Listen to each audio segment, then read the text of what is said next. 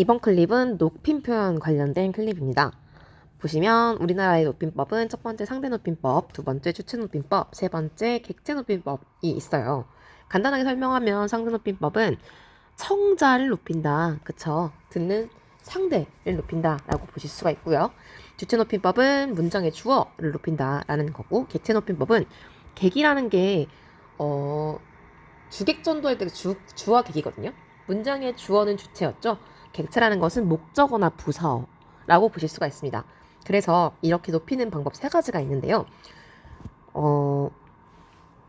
아까도 앞에 클립에서도 얘기했던 어미체계표에서 보시면 예전에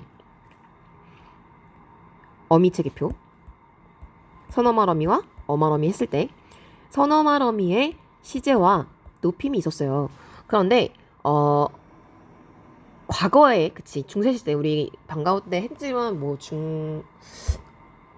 중세국어도 아마 이론을 한 번은 돌리지 싶은데, 그때 높임법에서 우리는 지금은 주체 높임 선어말어미 시만 남아있다고 했는데, 잠시 중세로 들어가면 중세에는 셋 다 있었거든요. 주체는 지금과 같이 시고요. 객체는 삽, 잡, 잡이었고, 그치? 이거는 앞에 받침이 뭘로 끝나냐 였어요. 얘는 여러분 아시는 디귿과 치읓 계열 4개 있죠? 디귿, 치읓, 티읕, 치읓 일대고요. 이거는 앞이 울림소리, 울림자음, 그러니까 울림자음으로 끝나거나 혹은 받침이 없을 때, 얘는 나머지 기역, 비읍, 시옷, 히읗 일대였고, 뒤에 모음이 오면 이 밑에 순경음이 이렇게 붙고 요런 식이었잖아요. 그리고 아마 이건 외우지 않아도 여러분들한테 만약에 문제를 내고 싶으면 보기를 줄 거예요. 상대는 중세는 요거였어요. 요선어 말함이 혹은 it 하면은 얘는 의문문이었고요. 이게 중세였어. 중세니까 지울게요. 지금 현대국어 하고 있으니까. 지금은 시만 남았다라고 말씀을 드릴 수가 있겠습니다. 근데 상대 높임법은 어떻게 그러면 실리냐라고 한다면 얘는 종결어미에 실립니다. 종결어미. 그래서 제가 잔인한 예시지만 저는 글씨가 언제 나아질까요? 마음이 급해지네요.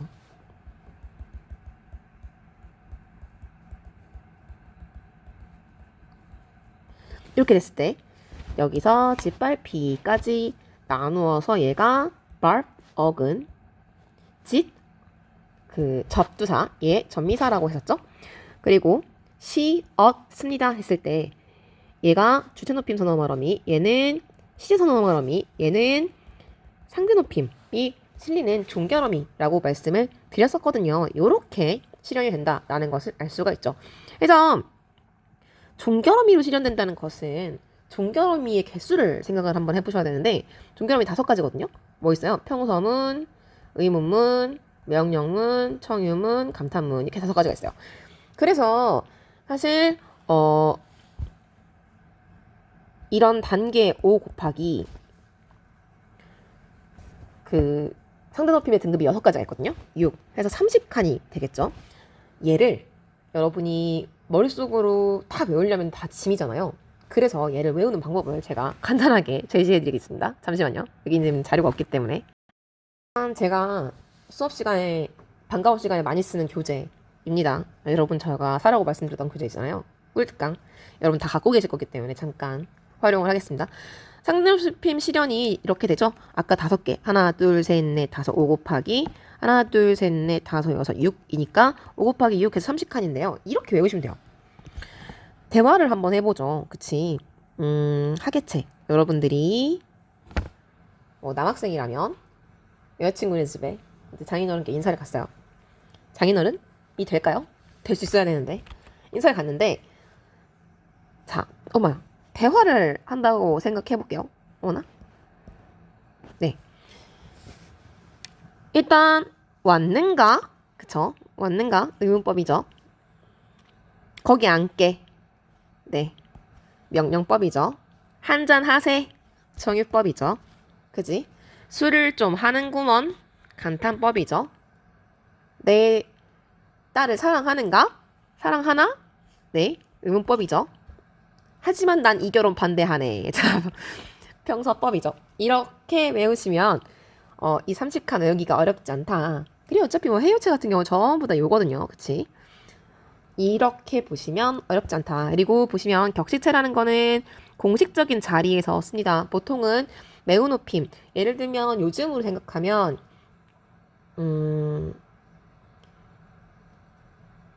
매우 높여야 되는 대상, 예를 들면 뭐 고객들한테 라든지 이렇게 높이는 대상에 쓰는 거고, 그리고 안 친한 경우에 격식체 같은 경우 좀 덜 친한 경우, 하우체 같은 경우에는 살짝 이제 상대편을 존중하는 정도예요. 예를 들면 부부 사이 혹은 옛날로 사극 같은 데 보면 친구 사이에도 이렇게 할 때가 있어요. 뭐뭐하오. 그치?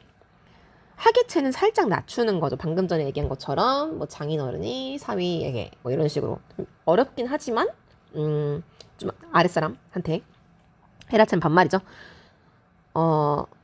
근데 반말인데 격식 있는 반말이라고 볼 수가 있어요. 자, 그렇고요. 비격식 주제는요. 친한 사이. 뭐 엄마한테, 부모님한테, 아빠한테 해요체 쓰죠. 친구한테 해체 쓰죠. 이렇게 된다고 보실 수가 있다는 겁니다. 의례적이다라는 거, 그리고 공식적인 상황에서 쓴다, 심리적 거리가 있다. 비격식체는 비의례적이고요. 친근감을 준다라고 하죠. 근데 공식적인 자리에서 해요체 쓰면 좀 없어 보인다라는 거 알고 계시면 되겠습니다. 그럼 다시 원래 교재로 들어가겠습니다. 왔어요. 자, 보시면 이제 이쪽으로 오십시오, 하십시오체, 비읍시오체인 거 아시겠죠? 사실 얘의 근본을 생각을 해보면 아까 말했던 삽잡 앞, 그치? 그래서 성은이 망극하옵니다.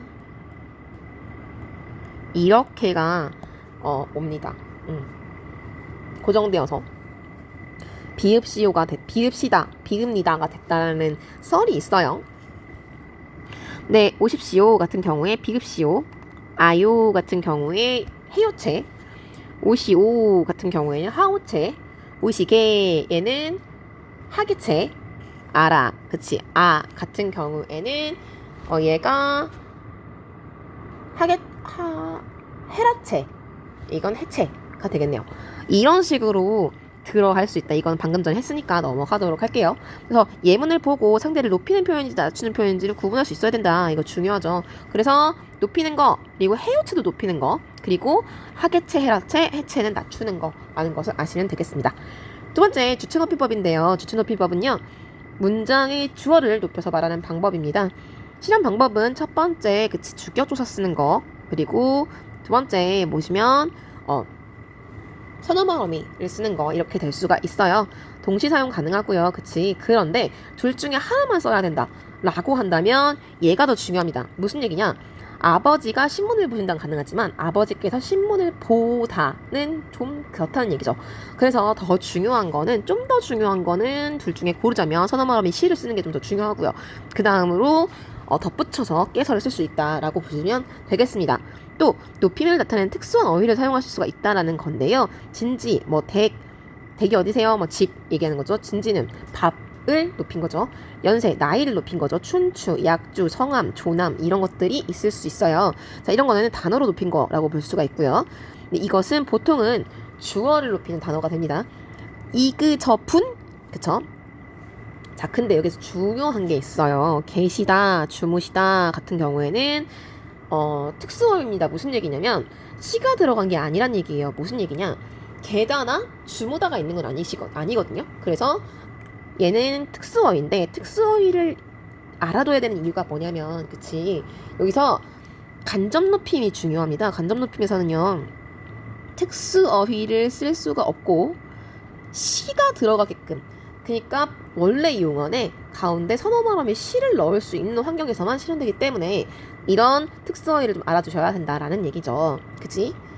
뭐 돌아가시다, 잡수시다 같은 것들이 특수한 어휘다라고 볼 수가 있죠. 뭐 죽다의 특수한 높임, 그리고 먹다의 특수한 높임이라 보실 수가 있습니다.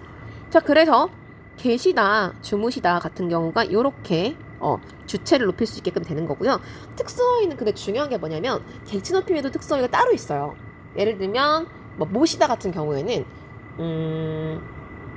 아버지께서 할머니를 모시다 라고 얘기를 하잖아. 그러면 이 모시다는 아버지를 높이는 게 아니라 할머니를 높이는 거예요. 그러게 얘는 객체 높임 특수어이죠. 근데 여기 지금 나와 있는 애들은 주체 높임의 특수어입니다. 그걸 조금 구분할 수 있으셔야 되는데 문장 보시면 알아요. 누가 누굴 높이는지. 문장에서는 주어 서술로 짝지어줄 수 있어야 되고, 그리고 수식관계를 좀 잘 파악하실 수 있으면 아주 좋다. 병환으로 입원하셨던 할아버지께서 돌아가셨다. 너무 슬픈 얘기네요. 그치? 병환이라는 것도 높은 사람에게 돌아가셨다, 죽다. 그리고 진지, 밥을 높이고요. 잡숫고 먹다. 이건 둘 다 왜요? 주어가 큰아버지기 때문에 온 거기 때문에 얘는 주체 높임을 하는 특성이라고 보실 수가 있어요. 말씀은 근데요, 높일 때도 쓰이지만 자기 말을 낮출 때, 제 말씀 좀 들어보세요에서는 자기를 또 낮추는 말이라고 하실 수가 있습니다. 그러니까 얘는 좀 더 특수한 느낌이라고 보시면 될 것 같고요. 주체 높임법의 종류는요, 직접 높임, 우리가 그냥 아주 평범하게 알고 있는 직접 높임을 얘기하는 거고요. 직접 높임 말고 간접 높임에서는 예를 들면 이거 고민 같은 경우, 저 손가락 같은 경우, 어머니가 고민이 있으세요. 이거는 사실은 문장 구조로 따지면 서술절을 아는 문장이 되겠네요. 그치? 자, 근데 얘 같은 경우에는 보세요. 이때는 고민이 주어인데 있으시대요. 그치? 고민이 높은 이유는 뭐냐면 어머니가 높임이 대상이기 때문이에요. 그러면 고민이 어머니가 높음 대상이기 때문에 높아진 거기 때문에 간접 높임이 됩니다. 그래서 여기서는요, 있으시다 가능해요. 왜냐면 있다 시를 넣은 거잖아요. 그치? 근데 손가락, 자, 여기도 마찬가지죠. 손가락은 할머니 손가락이기 때문에 아프신 거예요. 아니면 내 손가락이 그냥 아픈 거겠죠? 근데 여기서 아프다가 원래 있기 때문에 시로 높여서 얘가 가능한 건데, 여기에는 계시다란 편찬지다를 쓸 수가 없어요. 왜? 얘네는 특수어휘이기 때문에 얘네는 높여야 될 대상과 밀접하게 관련된 대상을 높이는 간접 높임에 쓸 수가 없다. 그러니까 무조건 원래의 용언에 시를 집어넣는 애만 사용 가능하다라는 얘기죠. 그래서 간접 높임의 예시 같은 경우에 크시다, 원래 원형 크다, 있다, 많다, 넉넉하다, 있다, 밝다, 무겁다, 세다, 있다. 여기서 시를 다 뽑을 수 있죠? 이렇게 하셔야 된다라는 말씀 드리겠습니다. 넘어가서 객체 높임 같은 경우에는요, 서술의 객체를 높인다, 목적어나 부사어를 높이는 거죠.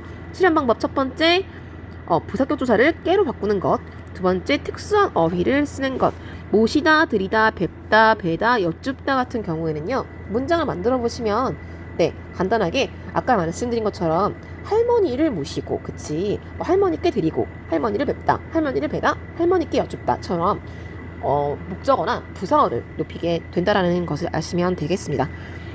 그래서 높임표는 실제 같은 경우에 압존법을 고려하지 않는다. 압존법 같은 경우에 있긴 있어요. 있는데 실생활에 사용하기 좀 어렵기 때문에 압존법 같은 경우는 그냥 가정에서 많이 사용하는 것으로 되어 있어요.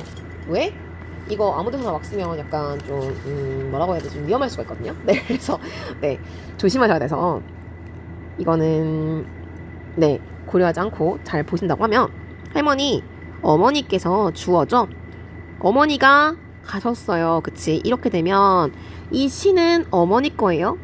깨서도 어머니 거죠. 그리고 할아버지께, 이거 부사거든요. 할아버지에게니까요. 선물을 드리다, 요렇게 높여지겠죠? 드리기 위해 큰댁에 가셨습니다. 자, 보시면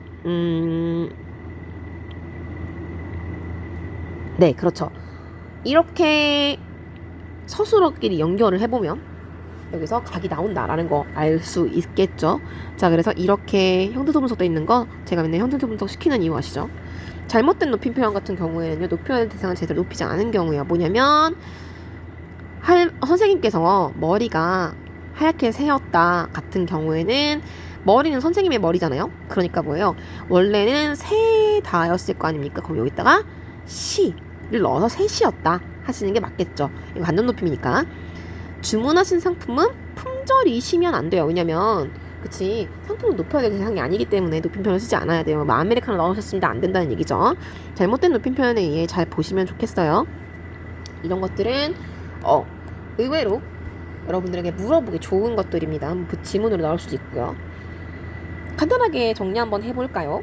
해보면 높임 표현은요, 주어를 높이는 거 뭐예요? 주체 높임. 목적어나 부사어를 높이는 거 객체 높임. 그리고 듣느니 상대 높임. 오케이. 자, 그러면 선어말어미는 시 될 거고요. 선어말어미가 양쪽에 날개 있어요. 그리고 묻다 말하다는요, 여쭙다가 되겠죠. 여쭈다. 그리고 주다는 들이다. 이거는 모시다. 데리다라는 말은 되게 어색하시죠? 데리고로 많이 쓰입니다. 보통은 데리다란 말 안 쓰고요. 그래서 쟤를 약간 불완전 용언이라고 얘기를 하는데,